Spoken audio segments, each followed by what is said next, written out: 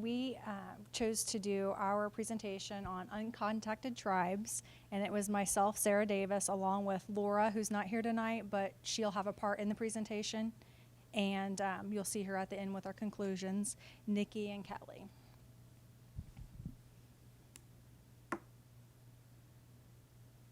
I'm going to start by talking about who they are. So I'm not sure if everybody's familiar with what uncontacted tribes are, but basically those are the tribes that we saw kind of in the video that that was shown, The Gods Must Be Crazy. And it was where there's a group of people, like a tribe, in a part of the world that it doesn't have any contact with the rest of the world. And these people are, a lot of times they're called just Indians or isolated people or people from lost tribes. And I'm going to go over some of their issues and problems that they're having and talk a little bit about how technology could help them or hurt them depending on whether we use that. As you know from the class, anytime you introduce a new technology, it often tests our ethics and our morals. So that's kind of what we want you guys to be thinking about as we're talking about their cultures and their situation. Would the technology that we could use to help them, would it actually help them, or would it in turn hurt them? Just to tell you a little bit about the different kinds of tribes, each tribe located in different areas have their own kinds of cultures, their own kinds of traditions. They eat different things, they wear different things, but they all have traditions that are passed down from one to the other. Since they don't have any contact with anybody else, it's just basically what they've learned, and then it just passes down generation through generation. There's nobody to tell them that what they're doing is wrong or to show them a different way.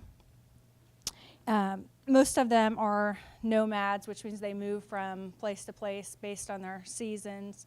And if it's cold, or if the water's high, then they move away from the water. If the water's low, then they can use that to get food, to fish off the land, or if the sand is where they can see the sand, then they can hunt and do different things like that. The roles of the men and the women are different in tribes. The women traditionally are the labor, or they do most of the manual labor, and they take care of the children. They're the ones that would carry water if they lived far away from where their water source was. The men would be the ones to do things with the weapons, to kill the meat, to take care of breeding if they were breeding animals, to live off of that. As far as clothing, they wear basically what they can get from the land, so different types of skins and stuff is what they would use. And then for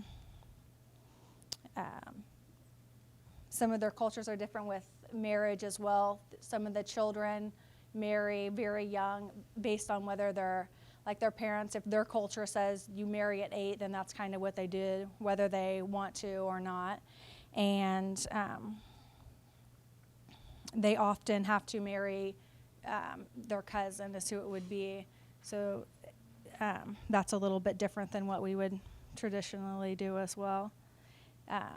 One of the ways that you can tell with some of the tribes, their social status or different things like that is their hair.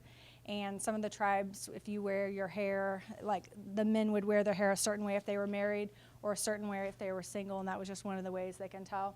All of the different tribes had different ways of doing this, and I haven't been going through my... Okay. And I'm going to pass it on. It's not flipping here.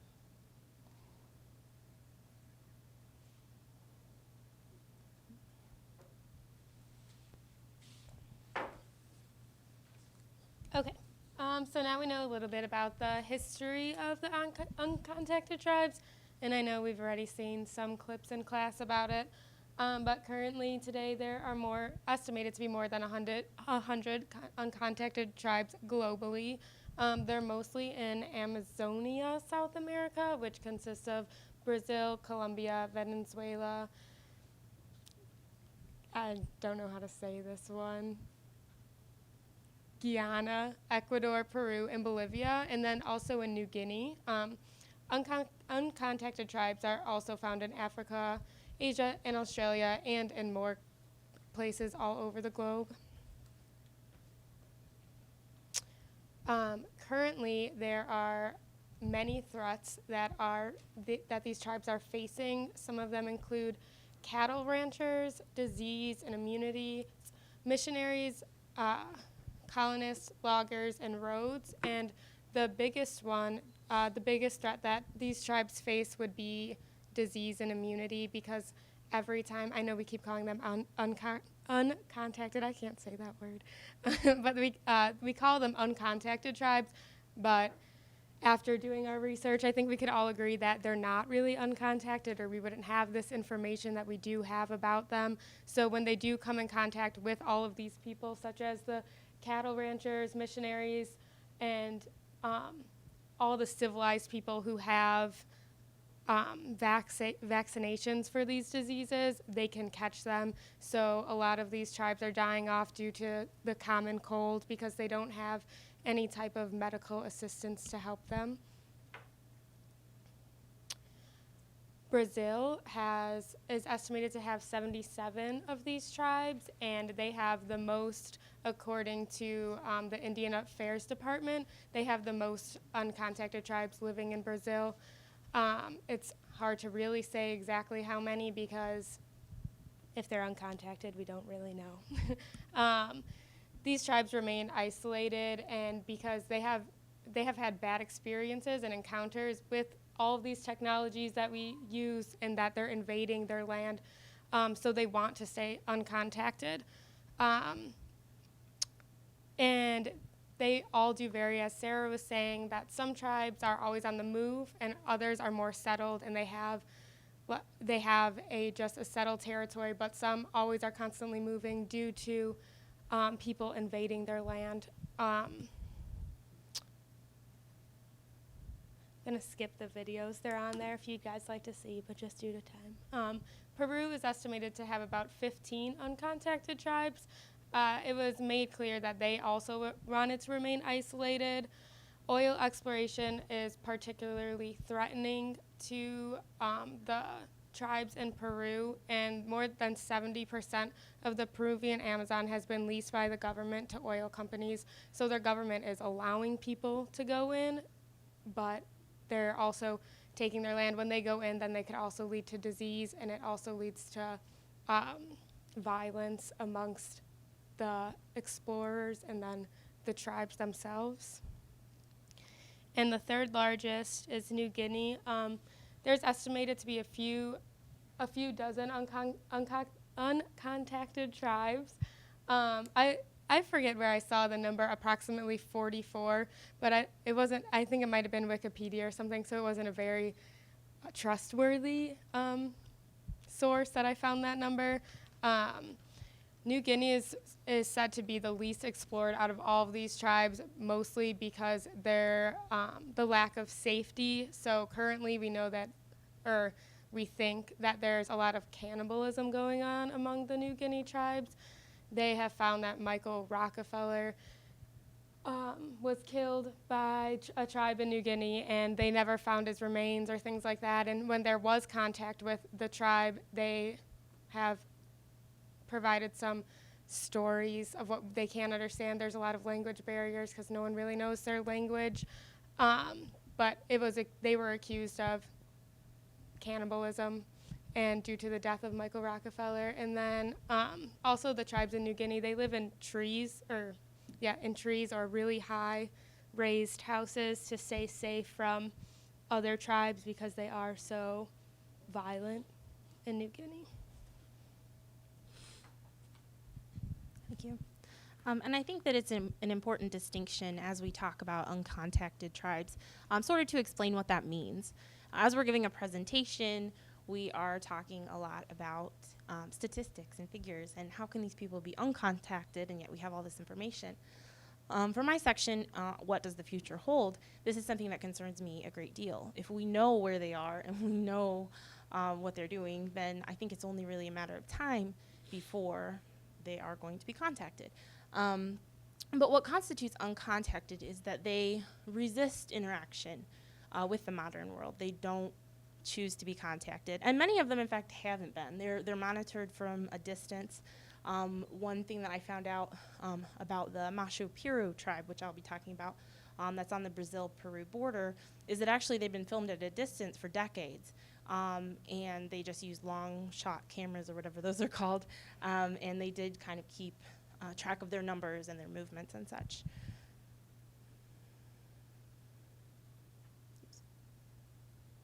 Okay, this was a graph that I found particularly about lowland South America.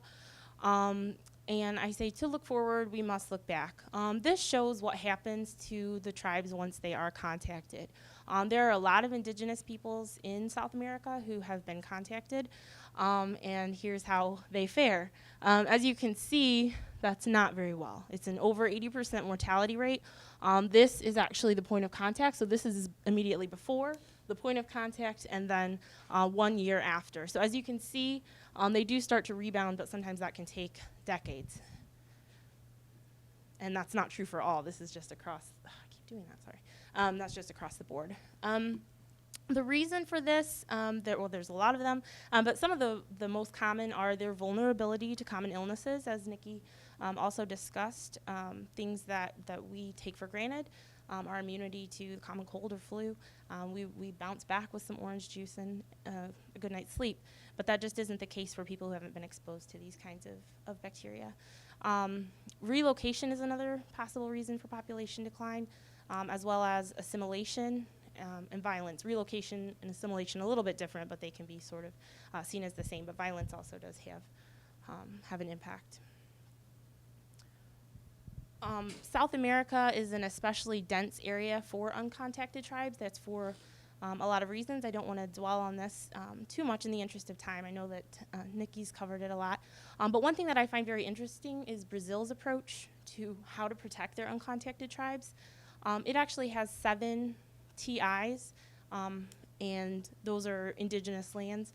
And they actually are constitutionally protected lands. So the people who traditionally occupy those lands are allowed to stay there without interference. So Brazil has the idea for trying to protect their uncontacted peoples, and it is my opinion that if other areas don't take a similar approach, there won't be any uncontacted peoples. Either we'll relocate, we'll assimilate, we'll kill them inadvertently with disease, and I think that that's a little bit sad to our diversity. Again, I'm not going to spend a whole lot of time on this because I know that we've already discussed it. But some of the biggest threats to the uncontacted tribes, government inaction and denial.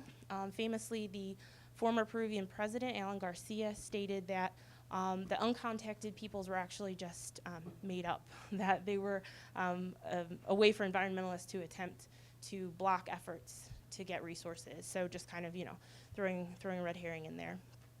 Environmental interference is huge, especially when we're talking specifically about South America. Logging, deforestation. I found in a National Geographic article that during the past 40 years, 20% of the Amazon rainforest has been cut down. So that's pretty alarming, and that is more than in the previous 450 years since European colonization began. So at those rates and with the uncontacted people, we will certainly come into that being a problem. Evangelism is another major threat. It's a little different because people think that they're doing something in the name of goodwill and spreading the Christian gospel, but in fact it can be very dangerous to the people because again their immunities aren't there, and once they're contacted, what are they going to do? They've been exposed. Since so many tribes are known to us, how have they so far resisted contact from the modern world? Unfortunately, the answer that I found is violence. Violence is the answer for some of them. The Sentinelese people, they have always greeted outsiders with violence. They shot arrows at a helicopter that was flying over to check on their well-being after the 2004 tsunami. They are known to have killed people who have come onto their island. And at this point, the Indian government has decided they're not going to make any further attempts. And so for them, violence worked. They're a small island, they've defended it, and they're going to be left alone. So that's not a great message. And then the Machu Picchu are also dabbling in the art of violence now. As they're territories are increasingly being intruded upon. They're greeting outsiders with more and more violent actions. So again, looking at this graph, we see what contacting these people can do. A greater than 80% mortality rate across the board is terrible. And so unless we want that to, unless we don't want that diversity in our world, then I guess we will have to look at what it is we'll do to save them. And then Laura Manrique wasn't able to be here, but she did want to leave us with a conclusion. We'll listen to what Laura has to say for a moment, and then we will conclude ourselves. Hi, this is Laura Manrique. I'm sorry I couldn't be there tonight, but I'm lucky to be able to depend on Sarah, Nikki, and Kelly to cover for me in this presentation. Uncontacted tribes are communities who live without significant contact with global civilization. While it is fascinating to learn that we are not alone in this world, very little is known about these people, and they are some of the most vulnerable people on our planet. My conclusion is that we should not attempt contact with these isolated tribes. As a matter of fact, the entire concept of intruding into their lives reminds me of America's experience with the theory of manifest destiny and our presumptuous belief that our way is the best way. I believe that we should not attempt contact. I believe we should allow these tribes to live as they always have. Thank you. Okay, I think at this point we will open it to questions. Very good, thank you very much. And lots of questions. We need 2 questions from here and 2 from here. You have a question. So you spoke a little bit about the governments in South America, Brazil, I believe it was, already had some laws, dictating what needs to be done with these uncontacted tribes. But has there been anything from the UN? I'm just kind of thinking about like Star Trek and the Prime Directive, something like that. Have they had anything? I didn't see anything more than localized bits of legislation. So unfortunately, Brazil was the only one that I came across that had anything at all in place. Yeah, I felt at least a lot of stuff that I was looking up was really hard to even, I was doing like more the current state of these tribes, and it's kind of even hard to find something there was things published and released in 2014 even, but it's really hard to find anything about a law or any legislation put into place because I feel like so little we can kind of grasp from what they even do know. Well, and I think it's a recent awakening that we need to look into it and to even consider, do we need to do something or do we not? Do we lose this diversity, or are we cool with logging and asking them to move to the city or whatever? That's what it boils down to, honestly. So if I may answer your question? If I may ask the same question with different words.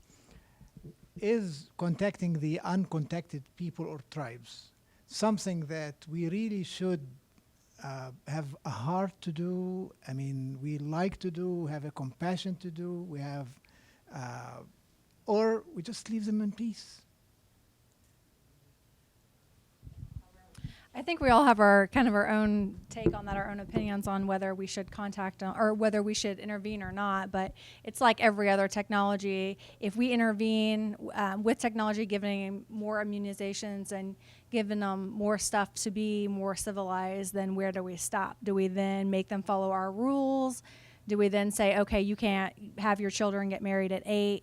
You can't, practice cannibalism. You can't, if we start giving them all of our technology and doing everything in that way, then we'll probably do the same thing with our laws and our traditions. And I think that we overstep our boundaries if we intervene. Just my personal. And if I may, just kind of piggybacking on that a bit, the graph that I found was across the board. So that is actually taking into account the modern medicine, modern conveniences, modern housing, clothing, greater than 80% mortality. That is taking all the good stuff into account. So we are, yes. after contact greater than 80%. Yeah, taking everything. So, I mean, I guess the thing is, how is that doing them a favor? Yeah, I think in my conclusion, I kind of said they've made it this far, and they've only dwindled down so much because of us and what we've tried to do. So I feel there's instances of just like surveillance and like video, and that's how we can track them and see them without specifically contacting them. But then there is also videos of interviews and things like that with how they have talked to them, and everything kind of proves that when we do come in contact, it doesn't help them at all. It's not beneficial. So far, contacting them was negative. Yes, and even when like a lot of missionaries will they'll build their own village in these areas, and they think they're prepared, but they're not, because they don't even know what to be prepared for. So then they made contact, and then all of the medical issues will arise, and they just weren't prepared to help them in that way. Now,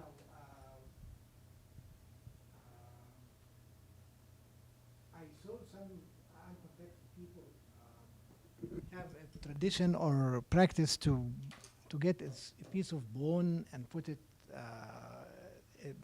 one way. I don't understand how they make an opening here. Have you seen that at all in your research? Have a big bone that starts from here, and they put it, and they can talk with it and live with it. Is this healthy or not healthy? How do they do that? They cut their body or what? Have you I think seen that's what I'm just talking? like like body mutilation. It happens Have you seen in what I'm talking about? the United States as well. People with their big Yes, ears yes. stretched, and I mean, Yes. like, it's, you do what you do. Like, Yeah, I think. Yeah, I think they do. That is just a cultural thing that they have, that they do, and there's some tribes that do it more than other tribes. And it signifies different things, but also in the United States, there's a lot of people who do self-mutilation and or stretch their ears or do the same thing, and they're living just fine. Okay. Any other questions? Yes, here is a mic.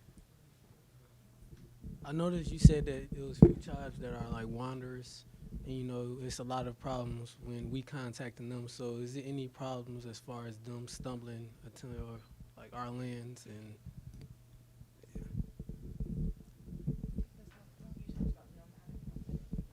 I'm not sure I understand what you're saying. That is a question, Did please. they ever stumble into us? We find them, but did you ever find anything with them accidentally? Is that what you're asking now? Yeah. Go ahead. Yeah, I don't. The only thing I saw was them stumbling into each other, not, because it's all. I mean, I don't know the measurements of the rainforest or anything, but it's all deep, like in the rainforest of South America's like area, and when they do come in contact with each other, I just saw that there is a lot of violence. But when they come in contact with, if there is missionaries or something, I was reading about, they can hear them coming in a boat or something, approaching the land, and they hide from them. So I mean, that's still not really them coming to us, but Yeah, the only thing I found was the contrary, that they would avoid yeah, they would. contact. Yeah. In the last part, you mentioned that when you do come into contact, that their kind of population decreases. So what happens in the future, like 50, 100 years from now, when our population increases and theirs increases, and we're forced to come in contact? Do you think it needs to be something where we try to integrate with them early on? I mean, I think that eventually that's going to happen. I mean, I would like to say idealistically that they could be left to their own devices to live their life as they always have. I guess with my imagination, I just think, what would it be like if all of a sudden the life you've always lived, somebody comes in and goes, Yeah. I got something better for you. And then, I just can't quite fathom what that would be like. And that's so presumptuous.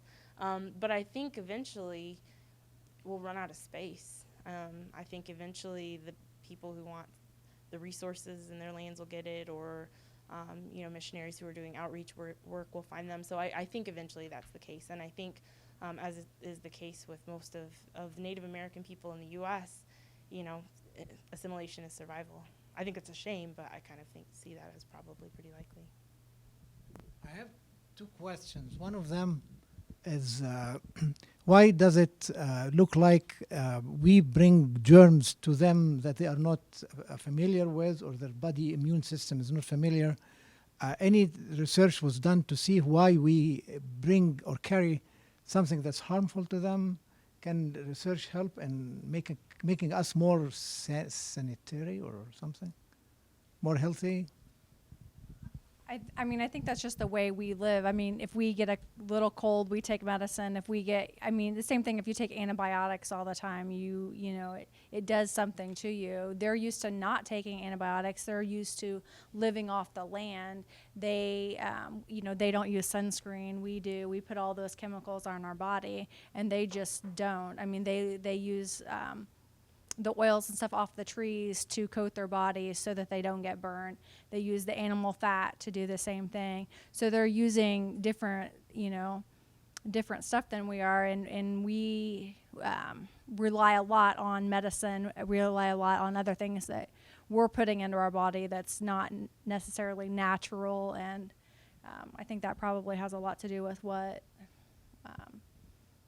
our ailments are and what theirs are, I guess. Now, germs are all over the place, and cleanliness, and there are some rules that are universal.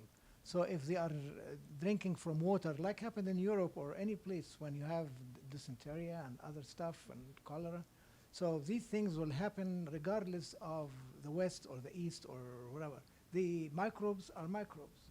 So if it is polluted water by anything, it will be polluted. So why is it mortality? They live to become 80 years of age, or they die early, or what?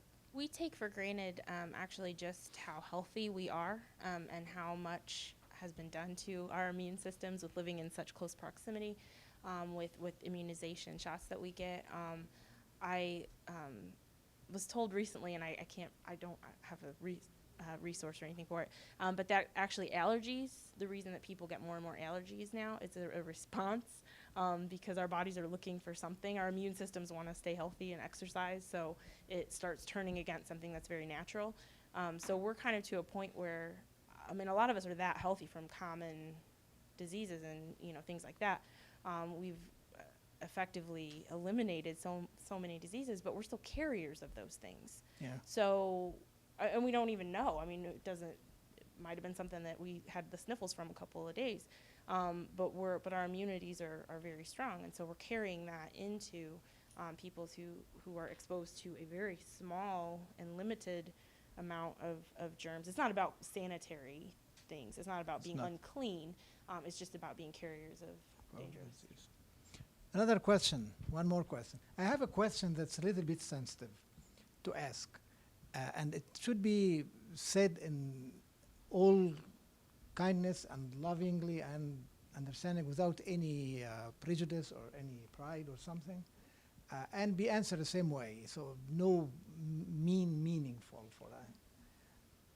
Would people consider, would people, the civilized people, consider these uncontacted people, are they human beings?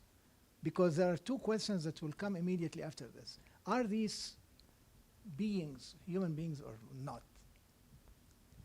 I mean, I'm going to say yes, they are. They are. Yes. So the next question would be, what makes a human being a human being? Is it anatomy or mind their or what? ability to think. I mean, they've existed this long.